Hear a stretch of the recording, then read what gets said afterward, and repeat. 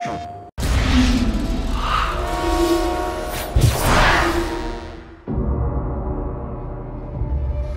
the remains of my expedition and you will have your proof. Tenzin will guide you. One of the advantages of having actors who do both the voice and the physical performance on the stage is that you get this unique energy when actors interact with each other that you just don't get when you record everybody separately in a sound booth. Hello. Oh! Whew. So much for foreplay. We allow a certain degree of improvisation among the actors. You know, we have the scripts. They're never necessarily set in stone. If we come up with something better on the day of the shoot, or if one of our actors comes up with a funny ad-lib that works, you know, we use it. And if you record everything beforehand with completely different people, you'll never get that. That was great. I love that. The actors and the director, the motion capture director, really kind of treat their sequences like miniature plays, and they block them as if, you know, they're performing in front of a live audience, you know, but because there is no real camera there. There's, you know, virtual cameras all over the place. Oh, a girl can hit harder than that. We work from an outline that we created at the beginning of the project. We flesh out the script and we work on the scenes as we go, and then when we get into the studio, we have a rehearsal day with the actors, and we revise the material together, we get it up on its feet, and we block it as if we were shooting film. Then the next day we get together and shoot it for real with the full crew there and the mocap suits and everything. And even then we revise them on its feet. So it's a really different process than most video games use.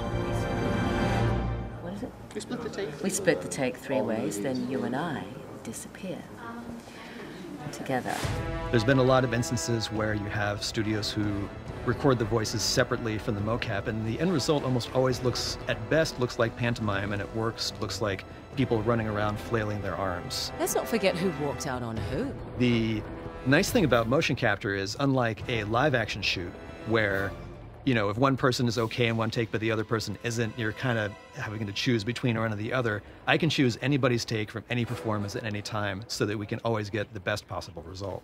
The reason we are actually trying to capture the audio on the stage is because that's basically when the actor's in the moment and they're giving their best performance, and it just feels a lot better than when we ADR it. Often that feels, you know, kind of canned. You are the reporter who has been biting at my heels.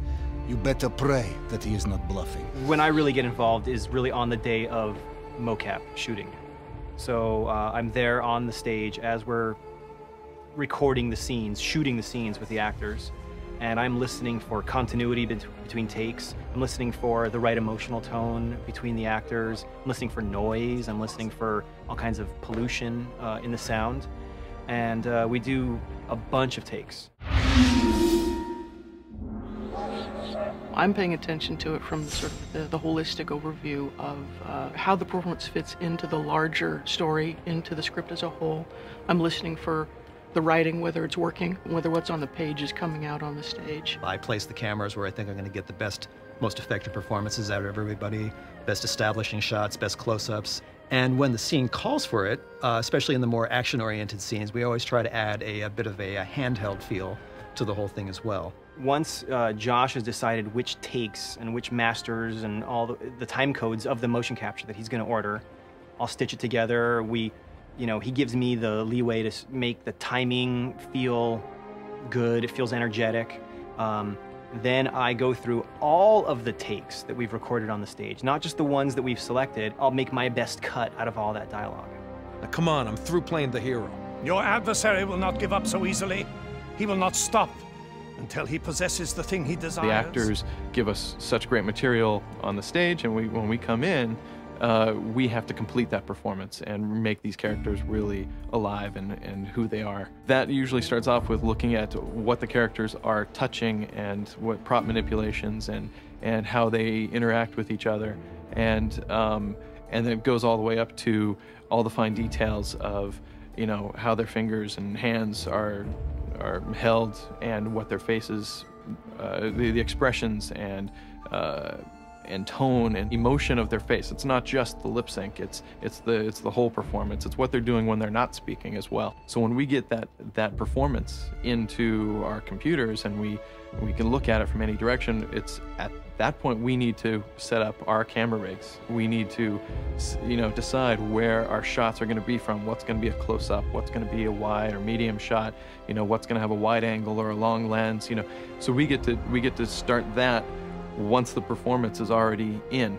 We like to do a lighting study, what we call a lighting study, and look at the action, look at the location, understand the story point, really look at the subtle motion, the interaction of the characters, try to pick, some real, hero frames, some key points, some key frames in that story point, in those scenes, and really light those to really bring the action to life. We start to move lights around in real time in the game, so we can, grab a hold of the sunlight and move it around and see, oh yeah, that angle of lighting really works nice on the character, and it really brings out the right emotion, so we get the right angle, marry that with the right color, now we've got a compelling shot developing. My relationship with Flynn is strictly professional.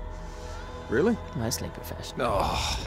Often for the sounds in Uncharted 2, we will go out and actually do field recording. We've done that with a lot of the environment stuff. We also, record a whole lot of Foley as well. So, because we have all the characters that we have to cover, and their movesets are really, pretty extensive.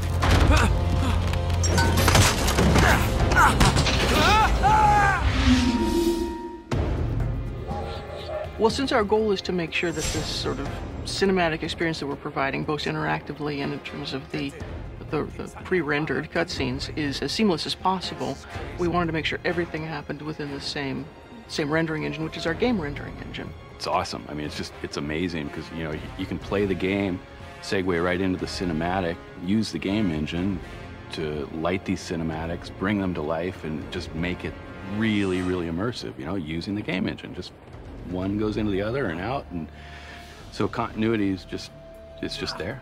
Because we have the same assets that you're looking at in-game and in the movie, we get that seamless cinematic experience. It's really, really unique. I suppose I should have quit while I was ahead.